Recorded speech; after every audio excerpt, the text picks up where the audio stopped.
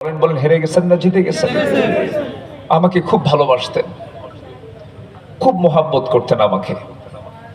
ওনার প্রতিষ্ঠিত মাদ্রাসা খুলনার দারুল কোরআন সিদ্দিকিয়া মাদ্রাসায় আমি পরপর 4 বার গিয়েছি উনি জেল থাকা অবস্থায়। ওনাকে যখন বলা হতো কে আসবে, কাকে আমন্ত্রণ করবো, উনি বলতেন আমার আব্দুল আল আমিনকে নাও, সেজন্য আমার মাদ্রাসার মাহফিলটা করে। উনি আমাকে সিলেকশন দিয়েছেন ওনার মাদ্রাসার মাহফিলের জন্য।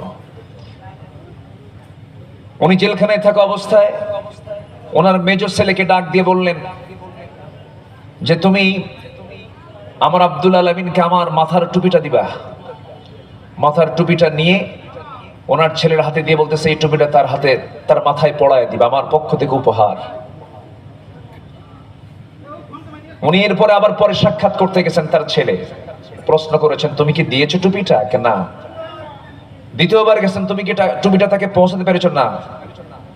আর যেন আমাকে না শুনতে হয়, এবার তোমাকে পৌঁছাতেই হবে। আমাকে ফোন দিয়ে বললেন ভাইজান, আব্বা আমাকে চরম কন্ডিশন দিয়েছেন, আপনি কোথায়, তাড়াতাড়ি আসেন, আব্বার পক্ষ থেকে একটা হাদিয়া আছে। সেই টুপিটা আমার হাতে উনি তুলে দিয়ে বললেন আব্বা আপনার মাথায় পরিয়ে দিতে বলেছেন। সম্মানিত ভাইয়েরা, উনি যে কত উদার মনের মানুষ ছিলেন, যারা কাছে ছিলেন তারাই একমাত্র বুঝতে পেরেছেন তিনি কত উদার মনের মানুষ ছিলেন।